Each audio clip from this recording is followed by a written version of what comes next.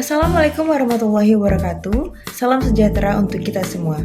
Hormat saya kepada Ibu dosen pengampu mata kuliah Manajemen Perubahan, Ibu Nuri Aslami MSI. Perkenalkan, saya Nabila Hamim bersama teman saya Sucinta Trinurhayati akan menjelaskan tentang model-model utama perubahan yang telah dikenalkan oleh Kurt Lewin. Baiklah, di sini saya akan menjelaskan terkait tentang apa saja faktor pengelolaan perubahan. Yang pertama ada faktor internal. Faktor internal merupakan faktor-faktor yang berada di organisasi tersebut, seperti kebijakan, sarana prasarana, dan sumber daya manusia. Yang kedua ada faktor eksternal. Faktor eksternal merupakan faktor-faktor yang berada di luar organisasi tersebut, seperti demografi, sosial, politik, hukum, budaya, teknologi, dan lain sebagainya. Selanjutnya, model perubahan Kurt Lewin. Yang pertama ada unphase atau pencairan. Tahap awal ini berfokus pada persiapan untuk perubahan. Tahap ini melibatkan melemahkan kekuatan pendorong atau driving force yang mendukung keadaan saat ini atau status quo dan memperkuat keadaan penarik atau restraining force yang mendorong ke arah keadaan baru yang diinginkan. Yang kedua ada changing atau perubahan. Pada tahap ini, individu atau organisasi bergerak dari keadaan saat ini ke keadaan yang baru. Tahap ini adalah tahap aksi dalam perilaku, proses, atau struktur yang baru diimplementasikan. Yang ketiga ada rephase atau pembukuan kembali. Tahap ini merupakan tahap final. Rephase merupakan tahap di mana tujuan yang diinginkan telah tercapai dan menstabilkan perubahan. Selanjutnya, implementasi model perubahan Kurt Lewin. Yang pertama, membangun momentum untuk perubahan. Yang kedua, menetapkan arah perubahan dan menerapkannya sehingga anggota dapat mengadopsi sikap dan perilaku baru. Yang ketiga, menstabilkan perubahan dengan memastikan sikap, praktik, dan kebijakan yang baru terbentuk dengan baik. Selanjutnya ada kelebihan dan keterbatasan model perubahan Kurt Lewin.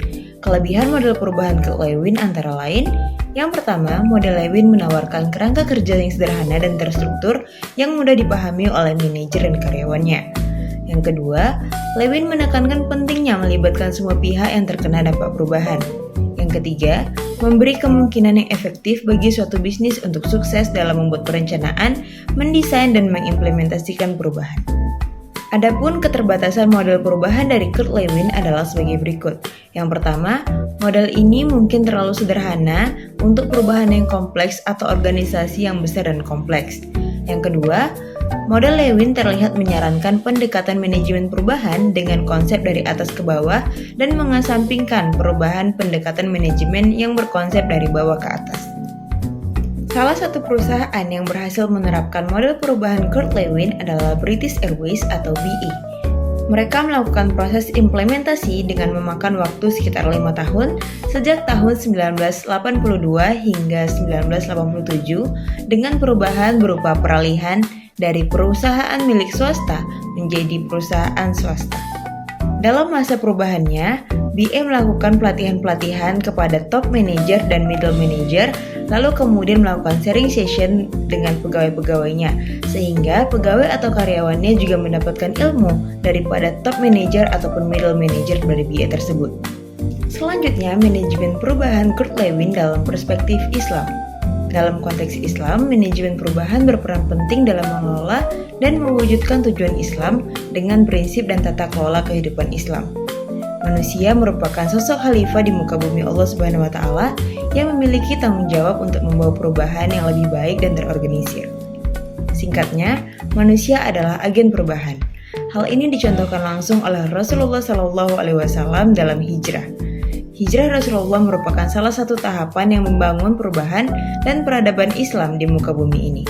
Manajemen perubahan ini dijelaskan juga dalam Al-Quran surah Ar-Ra'd 2:11 yang artinya, bagi manusia ada malaikat-malaikat yang selalu mengikutinya bergiliran, di muka dan di belakangnya.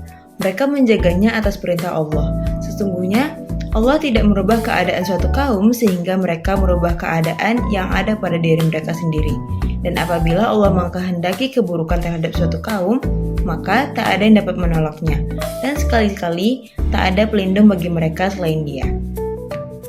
Baiklah, sekian presentasi dari kelompok kami. Jika ada kesalahan kata, kami mohon maaf. Wabillahi taufiq wal hidayah. Wassalamualaikum warahmatullahi wabarakatuh.